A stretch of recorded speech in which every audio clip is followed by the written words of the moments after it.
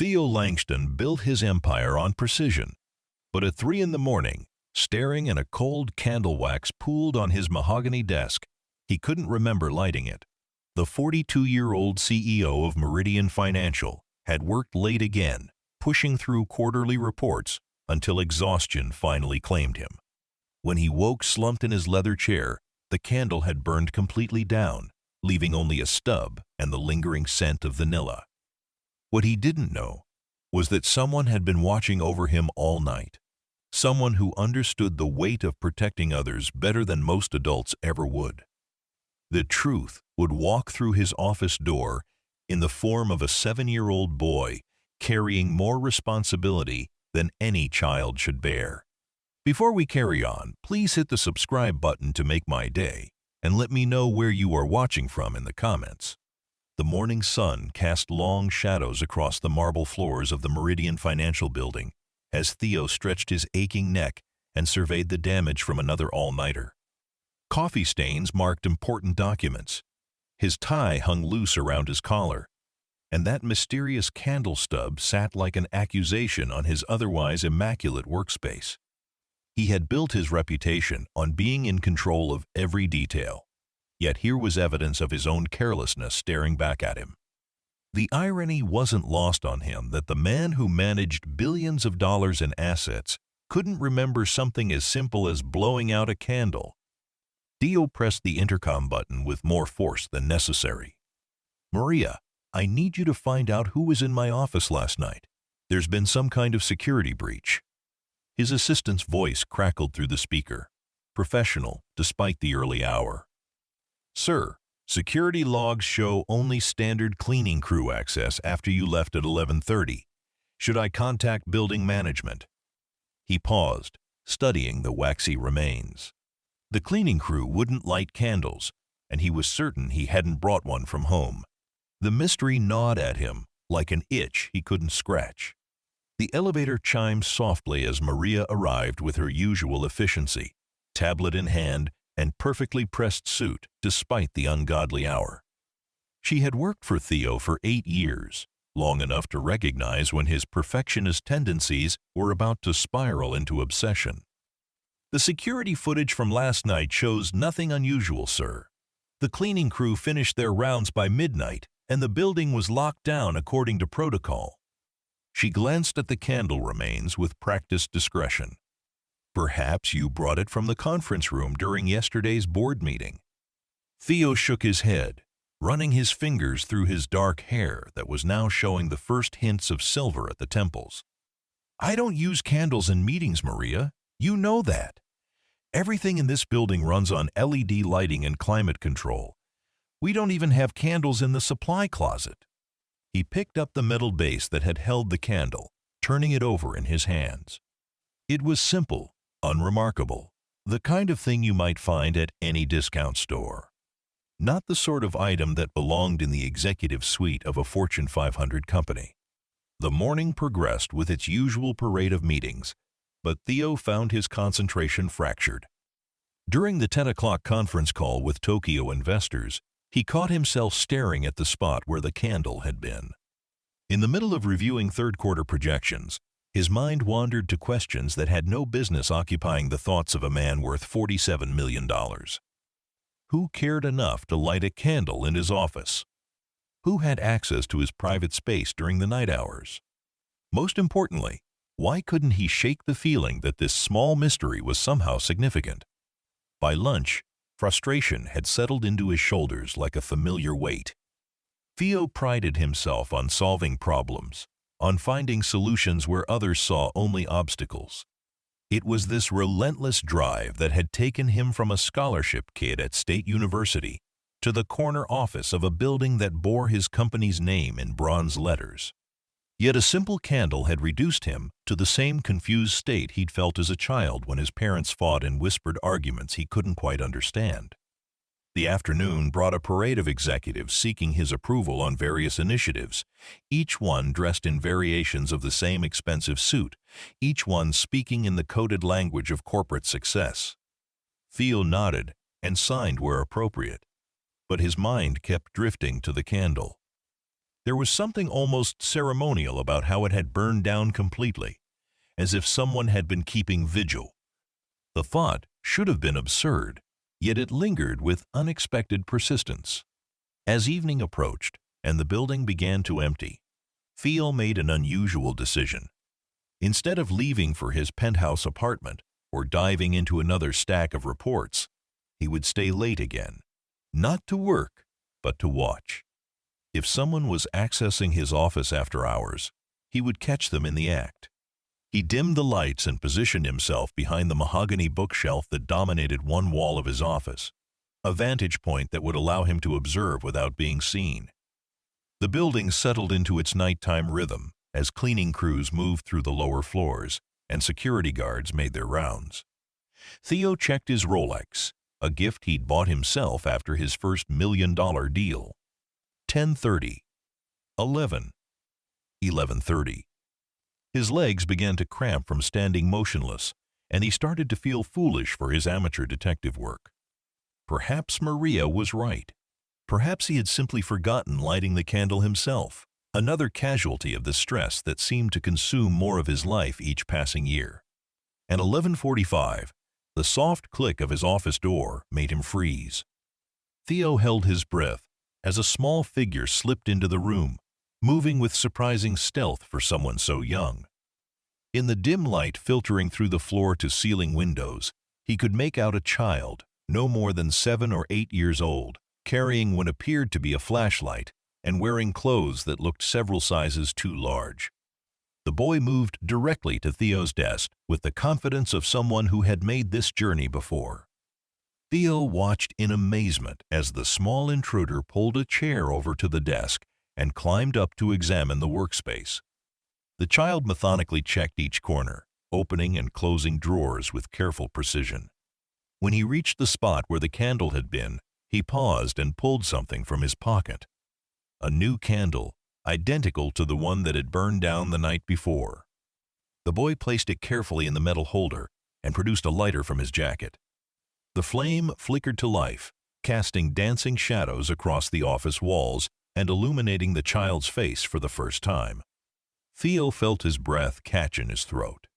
The boy had serious dark eyes and light brown skin, with black hair that stuck up at odd angles, as if he'd been running his hands through it. There was something achingly familiar about those features, though Theo couldn't place where he might have seen this child before. What struck him most was the expression of deep concentration on the boy's face, as if this simple act of lighting a candle carried enormous weight. The child sat cross-legged on the desk chair, staring at the flame with an intensity that seemed far beyond his years. Theo realized he was witnessing some kind of ritual, though he couldn't begin to guess its purpose.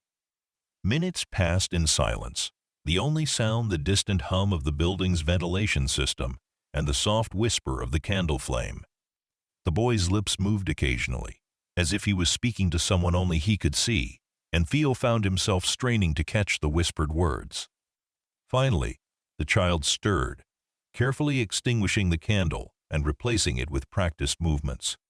He climbed down from the chair, pushed it back into place, and moved toward the door. Theo knew this was his moment to act, to solve the mystery that had consumed his thoughts all day. But something held him back, some instinct that told him confronting the boy now would shatter something precious and irreplaceable. The door clicked shut, leaving Theo alone with his racing thoughts and the lingering scent of vanilla. He waited several minutes before emerging from his hiding place, his mind spinning with questions. Who was this child? How had he gained access to the building? And why did he feel compelled to light candles in the office of a man he presumably didn't even know? Theo approached his desk and found the candle exactly where it had been the night before, ready to burn through another lonely night watch.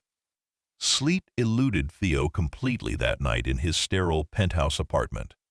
He lay staring at the ceiling, replaying every detail of what he'd witnessed. The boy's careful movements, his obvious familiarity with the office layout, the reverent way he'd tended the candle flame.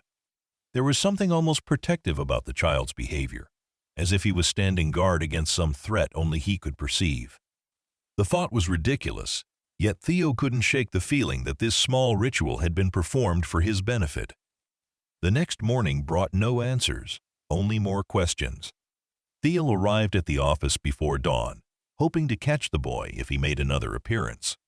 Instead, he found the candle burned down to a stub again. The wax pooled in a perfect circle around the metal base. Security footage from the night before showed nothing unusual, though Theo now understood the boy was too small to trigger the motion sensors in the hallway.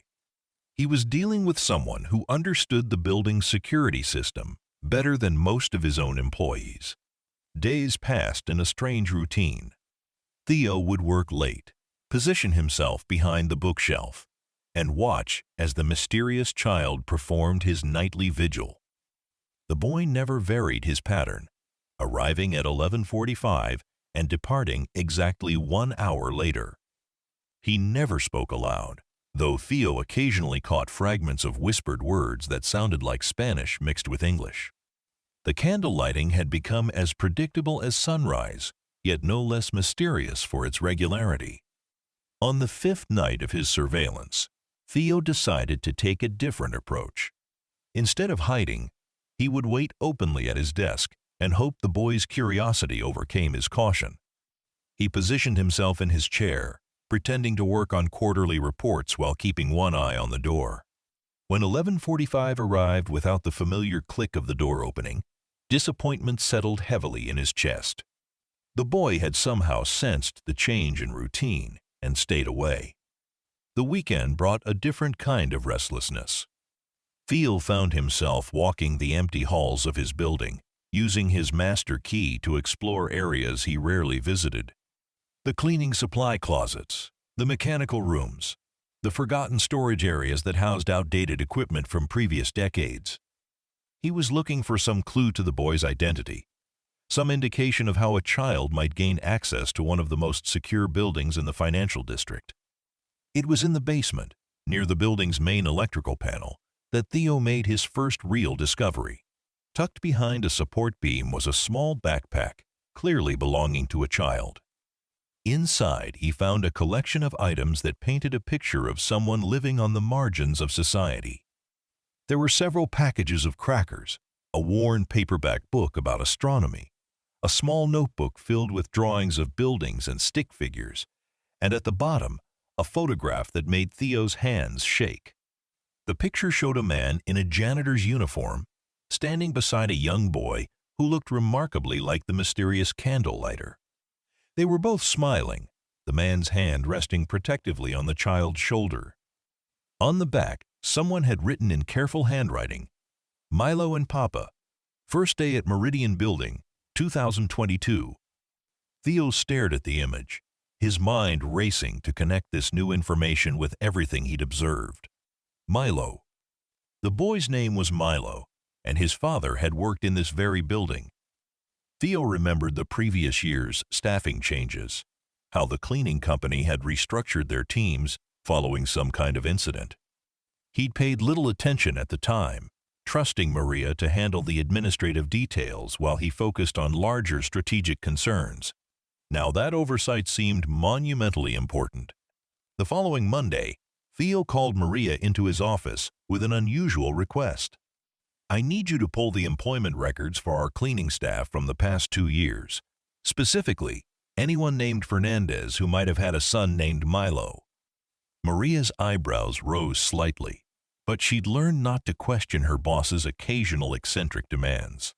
Within an hour, she returned with a file that would change everything Theo thought he knew about his company and his own past. Miguel Fernandez had worked for Spotless Building Services, Meridian's cleaning contractor, for 3 years before his death in a workplace accident 14 months ago. He'd been discovered in the building's stairwell during his night shift, having apparently suffered a fatal heart attack while carrying cleaning supplies to the upper floors. He was survived by his wife, Elena, and his 7-year-old son, Milo. The family had received a standard settlement from the insurance company, but Elena had struggled to find steady work since her husband's death. Theo read the file twice, absorbing details that painted a picture of a hard-working man who'd taken pride in maintaining the building where Theo conducted his business empire. Miguel had been known for his attention to detail, his reliability, and his habit of working beyond his scheduled hours to ensure everything was perfect. According to his supervisor's notes, he'd often brought his son to work during school breaks, teaching the boy about responsibility and the dignity of honest work. The revelation hit Theo like a physical blow. The boy lighting candles in his office wasn't a security breach or a prank. It was a memorial. Milo was honoring his father's memory by continuing the protective watch Miguel had once maintained. The child had been coming to the building at night, checking on the offices his father once cleaned, ensuring the safety of people he didn't even know, because that's what his father would have done. Theo spent the rest of that day in a state of emotional turmoil he hadn't experienced since his own father's death 15 years earlier. The parallels were uncomfortable and undeniable. He too had been young when he'd lost his parent, though he'd been 27 and already establishing his career rather than 7 and facing an uncertain future. The thought of that serious little boy taking on such responsibility, feeling compelled to protect strangers because his father no longer could, created an ache in Theo's chest that no amount of professional success could. Yes.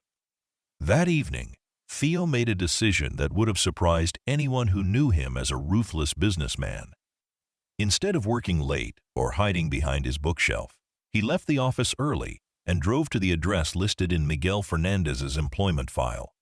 The neighborhood was a stark contrast to his usual surroundings, with modest apartment buildings and corner stores advertising services in both English and Spanish. He found the right building, a 3-story structure that had seen better decades, and climbed to apartment 2B. Elena Fernandez answered the door with the wariness of someone who'd learned to expect bad news. She was a small woman in her early 30s with gentle eyes and work-worn hands that spoke of someone who'd never stopped fighting for her family's survival. When Theo introduced himself as the CEO of Meridian Financial, confusion flickered across her features, followed quickly by concern. "Is Milo in some kind of trouble?" she asked, her English accented but clear. Theo assured her that her son wasn't in trouble, but explaining the real reason for his visit proved more difficult than he'd anticipated. How could he tell this grieving mother that he'd been spying on her child's midnight vigils? How could he express the profound impact those simple acts had made on his life without sounding patronizing or insincere? Instead, he asked if he could speak with Milo, if the boy was available. Milo appeared from behind his mother, wearing the same too large clothes Theo had seen during the nighttime visits. Up close, the resemblance to his father was even more pronounced, but it was the boy's eyes that caught Theo's attention. They held a gravity that belonged to someone much older, the look of a child who'd been forced to grow up too quickly.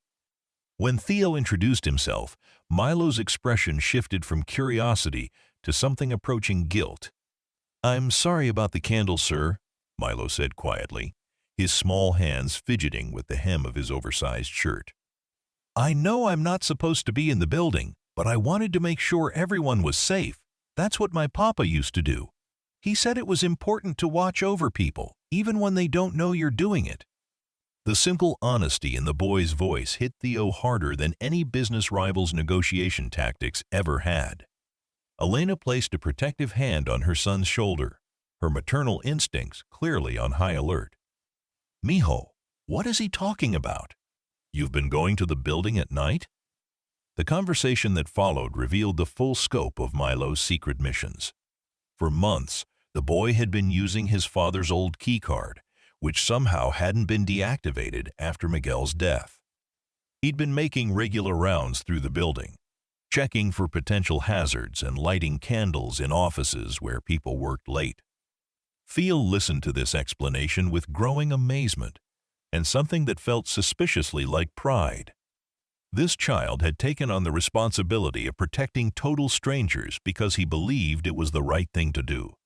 While Theo had been building his fortune and reputation, a 7-year-old boy had been quietly ensuring his safety and that of his employees. The irony was both humbling and inspiring. "Milo," Theo said gently, kneeling down to the boy's eye level, "can you tell me why you chose to light candles?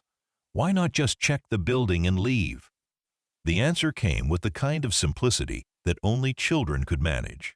"Papa always said that light keeps away the bad things.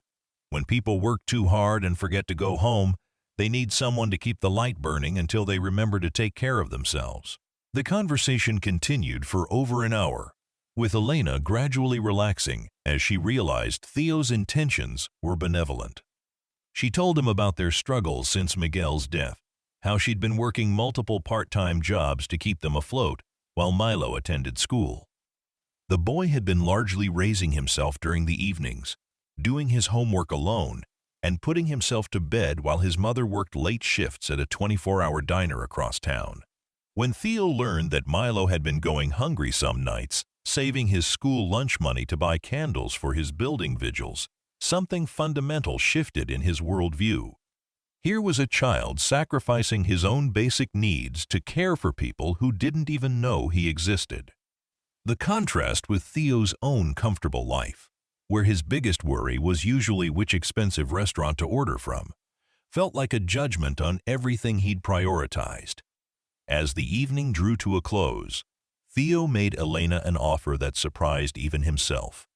Meridian Financial was always in need of reliable night security personnel, and Elena's experience working various late-night jobs had given her exactly the skills they needed. The position would pay significantly more than her current employment, include health benefits for both her and Milo, and allow her to work in the building where her husband had once taken pride in his duties. Elena's initial reaction was disbelief, followed by the kind of cautious hope that comes from experiencing too much disappointment. "Senor Langston, I appreciate your kindness, but I don't want charity. I've been taking care of my family without handouts, and I don't intend to start now."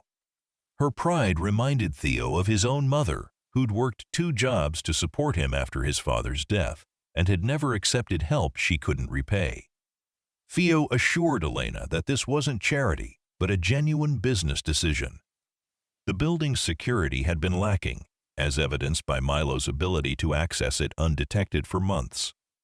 What Meridian needed was someone who understood the building's rhythms, who cared about the people inside it, and who had already proven their dedication to protecting others. Elena possessed all these qualities, and her son had demonstrated an intuition about building security that most trained professionals lacked. The negotiation took several days, with Elena insisting on a trial period and Theo agreeing to terms that were probably too generous from a purely business standpoint. But this decision wasn't being made by the ruthless CEO who'd built his empire on calculating risks and maximizing profits. This was being made by a man who'd rediscovered something he'd lost in his climb to the top. Something that had been quietly restored by a 7-year-old boy with too much responsibility and not enough recognition. Elena started her new position the following Monday, and the change in both her and Milo was immediately apparent. She moved through the building with the confidence of someone who belonged there, while Milo's serious expression occasionally brightened with something approaching normal childhood joy.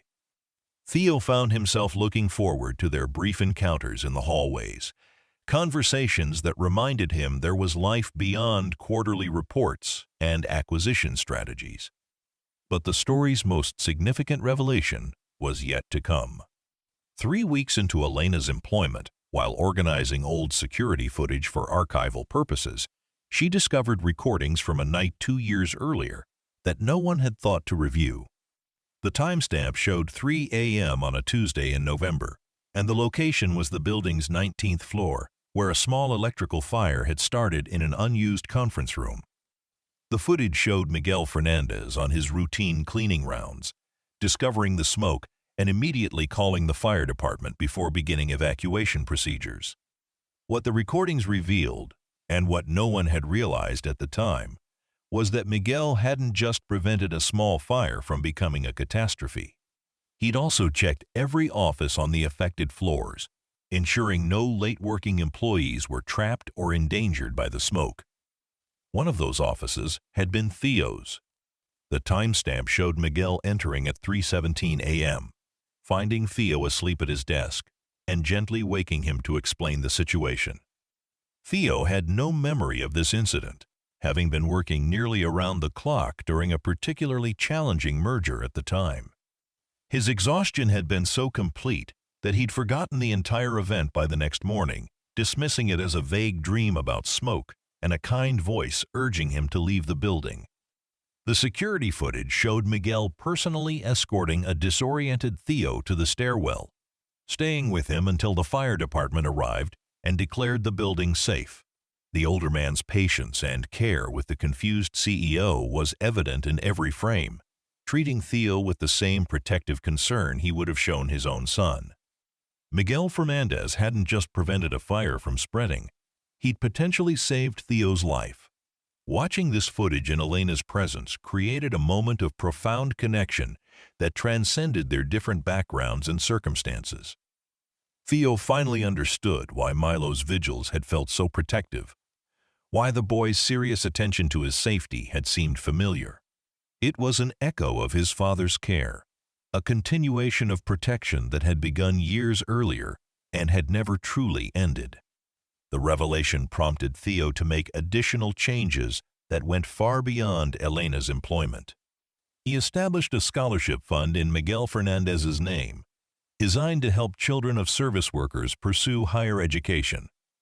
He also implemented new safety protocols throughout the building, ensuring that no one would again work alone in potentially dangerous conditions without proper monitoring and support systems. But perhaps the most significant change was in Theo himself. The driven CEO who'd once measured success purely in financial terms began to understand that true achievement required recognizing the people who made that success possible. He started leaving his office at reasonable hours, not just to go home, but to walk through the building and acknowledge the night staff who kept everything running while the executives slept. Milo continued his occasional visits to Theo's office, though now they were scheduled and purposeful rather than secretive. The boy had appointed himself as an unofficial building safety inspector, and his observations often revealed maintenance issues that the official staff had missed. Theo began to rely on these reports, finding that Milo's attention to detail rivaled that of employees with decades of experience.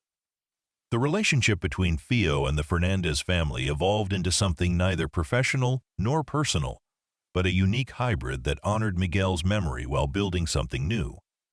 Elena became one of Theo's most trusted security supervisors, her understanding of the building's vulnerabilities proving invaluable in preventing future incidents. Milo excelled in school, his serious demeanor gradually softening as the family's financial security improved and his childhood responsibilities decreased. One evening in late spring, as Theo was preparing to leave the office at the reasonable hour of 7 p.m., he found Milo sitting in the reception area with a homework assignment spread across the coffee table. The boy was working on an essay about heroes, and he'd asked his mother if he could interview Theo for the project. The request was both flattering and humbling, particularly since Theo had never considered himself heroic in any meaningful sense. The interview revealed how differently Milo viewed the events of the past months.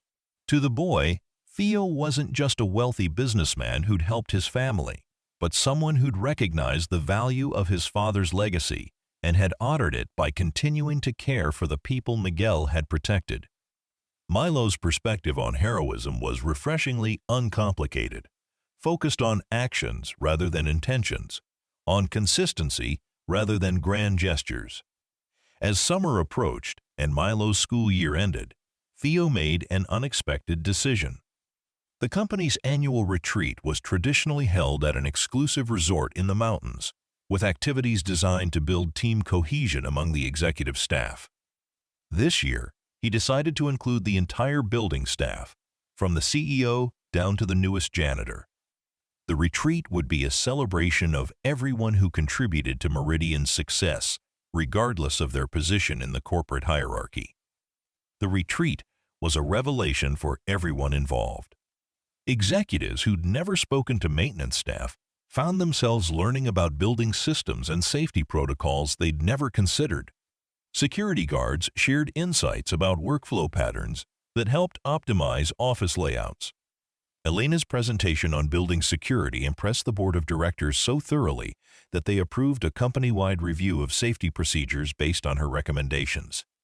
Milo, despite being the youngest person at the retreat, became something of a celebrity among the executives. His serious observations about workplace safety and his innocent questions about business operations provided perspectives that seasoned professionals had never considered. By the end of the week, several department heads were asking Elena for permission to occasionally consult with her son on projects that might benefit from his unique viewpoint. The retreat's success led to permanent changes in how Meridian operated. Monthly meetings now included representatives from all levels of the company, ensuring that decisions were informed by the experiences of everyone who would be affected by them. The executive dining room was open to all employees, creating informal opportunities for communication across traditional hierarchical boundaries. Most importantly, the company's mission statement was revised to explicitly acknowledge the value of every person who contributed to its success. As autumn arrived and Milo returned to school, the boy's academic performance reflected the stability his family had achieved. His teachers noted improved concentration and increased participation in class discussions. The serious expression that had once marked him as carrying burdens beyond his years gradually gave way to moments of genuine childhood joy and curiosity. He joined the school's science club and began talking about someday becoming an engineer, inspired by his growing understanding of building systems and safety design. Theo found himself taking an active interest in Milo's education, not as a patron, but as a friend who recognized potential that deserved nurturing. He arranged for Milo to visit Meridian's engineering department, where the boy's questions about structural integrity and safety systems impressed the professional staff. These visits became regular occurrences, with Milo learning about architecture, engineering, and design principles that would serve him well regardless of his eventual career path. The relationship between Theo and the Fernandez family had evolved into something unprecedented in his experience. It wasn't charity, wasn't business, wasn't family in the traditional sense, but rather a connection based on mutual respect and shared commitment to honoring Miguel's memory. Elena continued to excel in her security role, earning promotions and additional responsibilities that recognized her growing expertise. Milo thrived academically and socially, his confidence growing as his family's circumstances stabilized. One evening in late October, exactly 1 year after Theo had first discovered the burned-out candle on his desk, he found himself alone in his office as darkness fell across the city. Without conscious thought, he opened his desk drawer and pulled out a candle, one of many he'd purchased after learning the significance of Milo's ritual. He lit it carefully, watching the flame flicker to life and cast dancing shadows across the familiar walls. As he sat in the warm glow, Theo reflected on the changes that had transformed not just his company, but his entire understanding of success and responsibility. The frightened, overworked executive, who'd once measured his worth purely in financial terms, had been replaced by someone who understood that true achievement required recognizing and nurturing the potential in everyone around him. The lesson had come from an unlikely teacher, a 7-year-old boy who'd inherited his father's protective instincts and had chosen to honor them in the most direct way possible. The candle burned steadily through the evening, a beacon of continuity that connected past and present, loss and recovery, individual ambition, and collective responsibility. When Theo finally extinguished it and prepared to leave for home, he carried with him the quiet satisfaction that comes from knowing you've played a part in something larger than yourself. Miguel Fernandez's legacy lived on, not just in his son's promising future or his widow's professional success, but in the changed culture of a company that had learned to value every person who contributed to its pain. Mission. The security footage from that night would show Theo leaving the building at a reasonable hour, walking with the confident stride of someone who'd found balance between ambition and humanity. In his wake, the building settled into its nighttime rhythm, watched over by Elena's professional vigilance and warmed by the memory of a small boy who'd understood that keeping others safe was among the highest forms of service. The candle's flame was gone, but its light had ignited something far more enduring, a transformation that would continue to illuminate lives for years to come. As winter approached and the anniversary of Miguel's death passed quietly, marked by a small ceremony in the building's lobby where a plaque now honored his service, the Fernandez family had found not just financial security, but a place where they truly belonged. Milo's childhood had been restored without erasing the mature wisdom that his early responsibilities had instilled. Elena had discovered professional fulfillment that honored her husband's memory while building her own legacy of service and expertise. For Theo, the year had brought the kind of profound personal growth that no amount of wealth could purchase. The driven executive, who'd once worked himself to exhaustion in pursuit of ever greater profits, had learned to find satisfaction in the success of others, in the building of relationships that transcended traditional business boundaries. His company was more profitable than ever, but more importantly, it had become a place where people at every level felt valued and heard. The story of the mysterious candle that had started it all became part of Meridian's unofficial culture, told in break rooms and boardrooms as an example of how small acts of caring could create transformative change. New employees learned about Miguel Fernandez's legacy and the boy who'd honored it, understanding that they were joining not just a company, but a community committed to watching out for one another. The tale spread beyond the building's walls, becoming part of industry conferences and business school case studies as an example of how authentic leadership could emerge from the most unexpected circumstances. As the calendar turned and a new year began, Theo made a tradition of lighting a candle in his office on the anniversary of that first mysterious discovery. It served as a reminder of how much had changed, of the importance of remaining open to unexpected teachers and unlikely wisdom.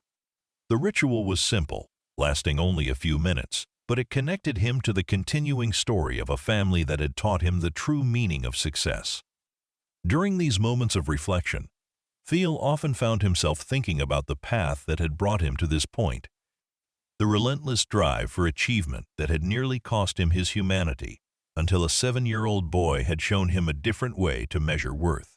The changes at Meridian Financial had attracted attention from business publications and leadership consultants, all eager to understand how a traditionally hierarchical corporation had transformed into a Model B of inclusive management. Theo found himself reluctantly accepting speaking engagements, sharing the story of Miguel and Milo with audiences of executives who were struggling with their own questions about purpose and meaning in corporate life. These presentations were unlike anything in his previous experience, focused not on profit margins or strategic advantages, but on the fundamental human connections that made all business possible. During one particularly memorable conference in Chicago, a CEO from a manufacturing company approached Theo with tears in her eyes, explaining how the story had prompted her to examine her own company's treatment of maintenance and security staff. She'd discovered that her night janitor had been working a second job to pay for his daughter's medical treatments, information that had never reached her executive team despite being common knowledge among the front line employees.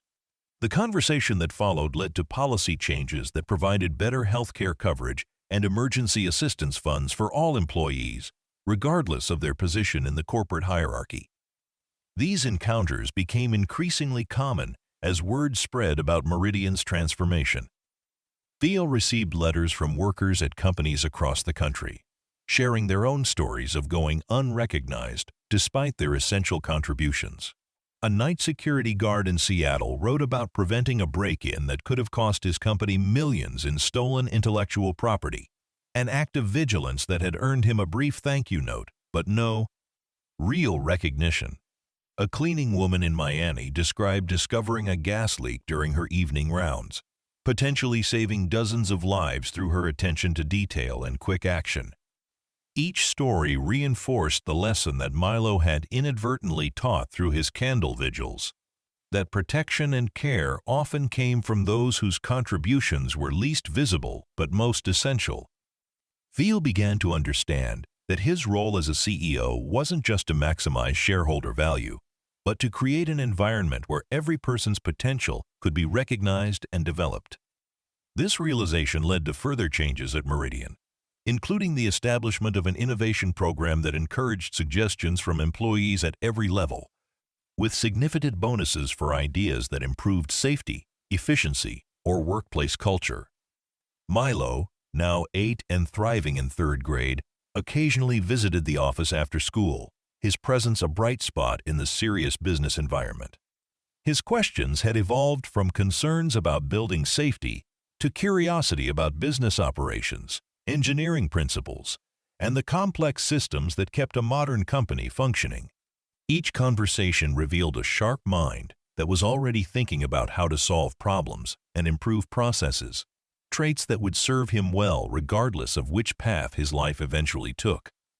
Teachers at his school reported remarkable improvement in his academic performance, noting particularly strong aptitude in mathematics and science subjects that suggested a future in engineering. Technology.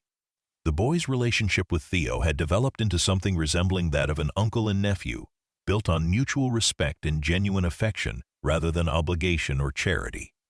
Theo found himself looking forward to Milo's visits, conversations that often provided fresh perspectives on challenges he'd been wrestling with for months. The child's questions were invariably direct and uncomplicated, cutting through layers of corporate complexity to reach the heart of issues that adults had overcomplicated through years of professional conditioning. One afternoon in early spring, Milo arrived at the office with a school project that required him to interview someone about their career. Instead of asking the typical questions about education and job responsibilities, he wanted to know why Theo had chosen to help his family and what he'd learned from the experience. The interview lasted over an hour, covering topics that ranged from business ethics to personal responsibility, from the definition of success to the importance of remembering where you came from. Milo's questions revealed a sophistication that surprised even Theo, who'd grown accustomed to the boy's unusual maturity. "Mr. Theo," Milo asked at one point, "do you think my papa knew that helping people would make other people want to help us too?" The question struck Theo as profoundly insightful, suggesting that the boy understood the interconnected nature of kindness and service in ways that many adults never fully grasped. Miguel's legacy wasn't just in the lives he directly touched, but in the continuing ripple effects of his compassion and dedication. Elena's professional development had paralleled her son's academic growth, with her responsibilities expanding to include oversight of security operations for several other buildings in Meridian's real estate portfolio. Her insights into building safety and employee welfare had proven invaluable, leading to innovations that were being adopted by property management companies throughout the city. She'd enrolled in night classes to earn her bachelor's degree in business administration, a goal that had seemed impossible during the difficult months following Miguel's death, but now appeared entirely achievable. The relationship between Elena and Theo had evolved into one of genuine professional respect and personal friendship. She'd become one of his most trusted advisors, someone whose judgment he valued not just on security matters, but on broader questions of company culture and employee relations. Her perspective as someone who'd worked at every socioeconomic level provided insights that complemented his executive experience, creating a more complete understanding of how corporate decisions affected real people's lives. During one of their regular monthly meetings, Elena shared an observation that had been troubling her. Several employees in the building had been working excessive overtime hours, staying late not because their jobs required it, but because they were afraid of appearing less dedicated than their colleagues. The competitive culture that had once driven Meridian's growth was now creating unhealthy patterns that reminded Elena of the circumstances that had led to her husband's fatal heart attack. Her concern prompted Theo to examine the company's expectations around work-life balance, leading to policy changes that emphasized results over hours worked and encouraged managers to model healthy boundaries. The conversation sparked a broader examination of how corporate culture could inadvertently create pressure that endangered employee well-being. Theo initiated a comprehensive review of workplace stress factors, partnering with occupational health specialists to identify and address systemic issues that might be affecting his workforce. The process revealed problems that had been hiding in plain sight, from inadequate break facilities to unrealistic project deadlines that forced people to choose between their health and their job security. These discoveries led to significant investments in employee wellness programs, including on-site fitness facilities, mental health counseling services, and flexible scheduling options that allowed people to better manage their personal responsibilities. The changes required substantial upfront costs, but proved financially beneficial as productivity increased and turnover decreased. More importantly, they created an environment where people like Miguel Fernandez could thrive without sacrificing their health in service to their employer's success. The ripple effects of these changes extended far beyond Meridian's walls, as other companies began adopting similar policies and practices. Industry publications featured articles about the Meridian model of employee-centered management, describing how recognition of individual contributions could drive both financial performance, workplace satisfaction. Business schools added case studies about the company's transformation to their curricula, teaching future executives about the practical benefits of treating employees as whole human beings rather than simply double. Sources of labor. As summer approached and Milo completed his second grade year with honors, the family's transformation became even more apparent. The serious, burdened child who'd once carried adult responsibilities now displayed the curiosity and enthusiasm typical of someone his age, though he retained the empathy and wisdom that had made him such an effective guardian of others' welfare. His teacher recommended him for the school's gifted and talented program, noting exceptional abilities in problem-solving and critical thinking that suggested enormous academic potential. Theo had been following Milo's educational progress with the interest of someone who understood that investing in young minds was among the most important responsibilities of successful adults. He'd established relationships with several scholarship programs and mentorship organizations, ensuring that promising students from working-class families would have access to opportunities that might otherwise be beyond their reach.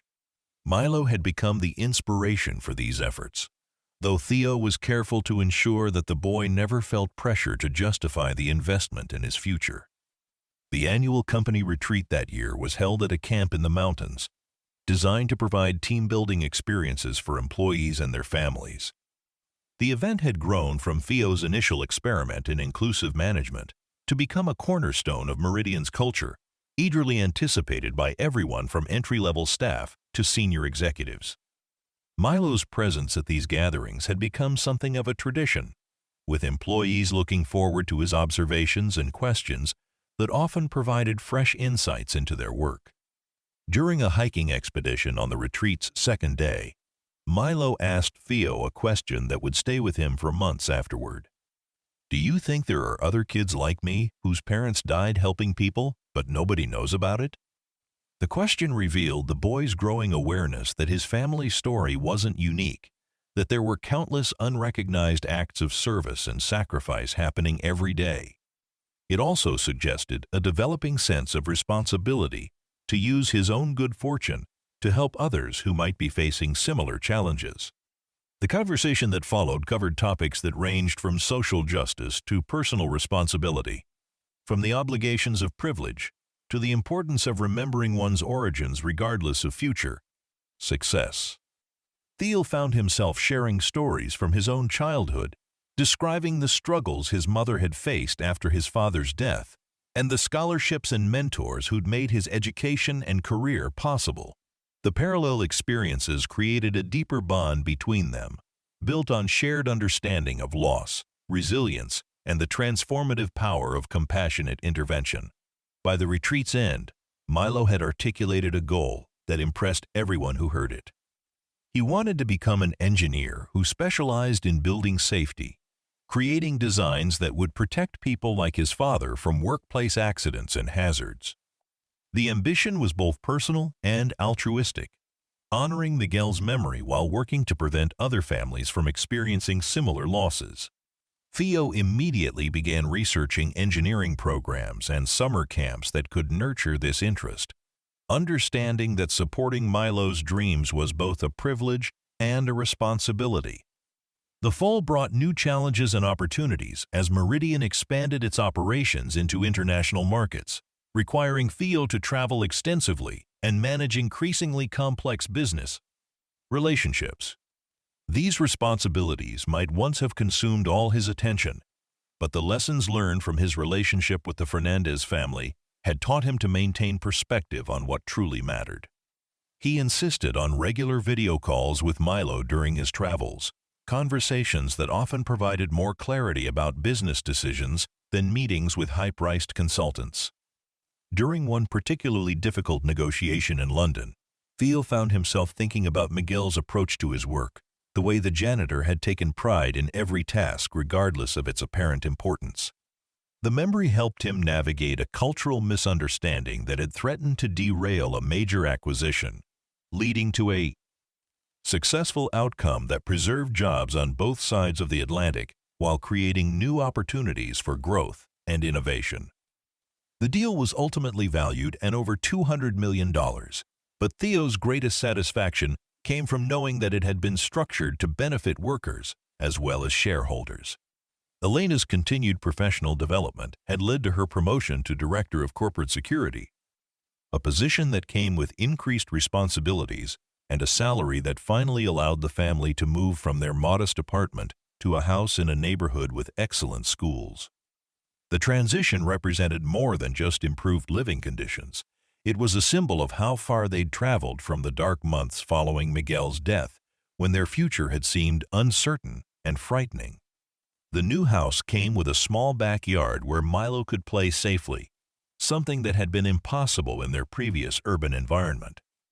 Elena planted a garden in Miguel's memory, growing vegetables and herbs that reminded her of her mother's cooking and connected her son to cultural traditions that might otherwise have been lost in their struggle for survival.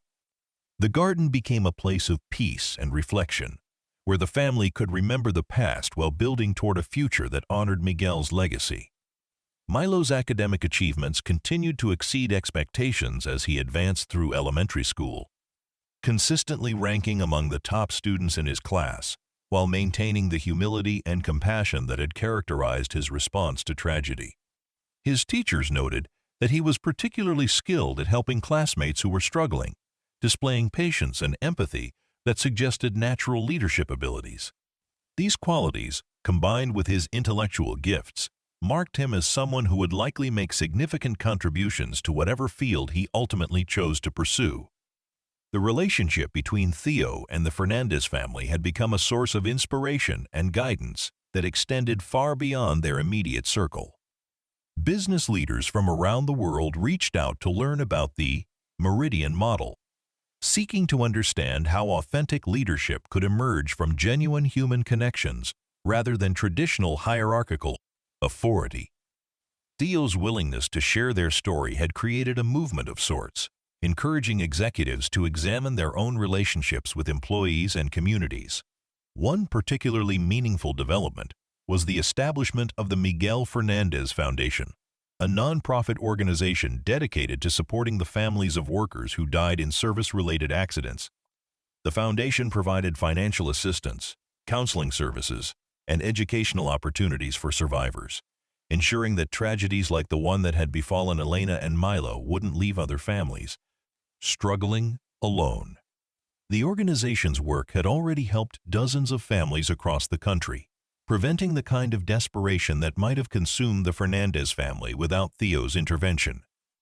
As winter approached and the anniversary of Miguel's death arrived, the Fernandez family and Theo marked the occasion with a private ceremony at Miguel's gravesite. They'd established this as an annual tradition, a time to remember not just the loss, but the continuing impact of Miguel's life and values.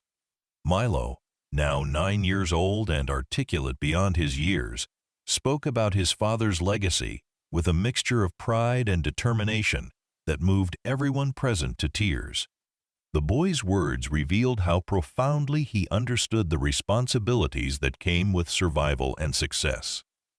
"My papa taught me that taking care of people isn't just a job, it's who you are," he said, his voice steady despite his emotion.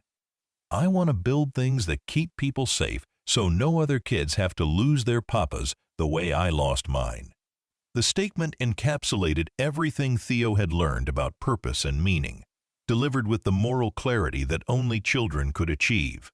The ceremony concluded with the lighting of candles, a ritual that had evolved from Milo's solitary vigils into a shared expression of remembrance and commitment.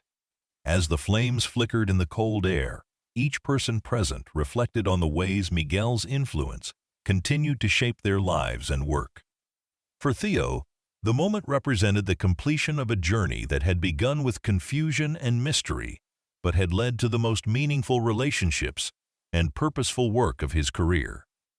The candle vigils were no longer necessary, replaced by professional security protocols and a company culture that prioritized the well-being of every employee. But their memory remained powerful, a testament to the impact that one person's dedication to protecting others could have across generations. Miguel Fernandez had saved Theo's life in a moment of crisis, and his son had saved Theo's soul through months of quiet, selfless service. The story had become larger than any of its individual participants, inspiring changes that would continue to benefit people who would never know the names of those who had made their safety and success possible. In the end, the story wasn't really about a CEO who found success or a boy who found security, though both of those things had happened. It was about the discovery that true wealth lay not in accumulating resources, but in using them to create opportunities for others to flourish. It was about learning that leadership meant recognizing the value in every person, regardless of their position or circumstances. Most importantly, it was about understanding that sometimes the most profound wisdom comes from the most unexpected sources, if only we're humble enough to listen and learn. The burned-out candle that had started it all was long gone, replaced by LED lighting and modern security systems. But its lesson lived on in every decision Theo made, every relationship he built, every opportunity he created for others to discover their own potential. The light it had represented continued to burn, not in wax and wick, but in the transformed lives of everyone who'd been touched by the story of a little boy who'd understood that keeping others safe was among life's highest callings. As Theo looked toward the future, he knew that this light would continue to illuminate paths for generations to come, a lasting memorial to a janitor named Miguel and the son who'd honored his memory by teaching a wealthy CEO what it truly meant to be successful.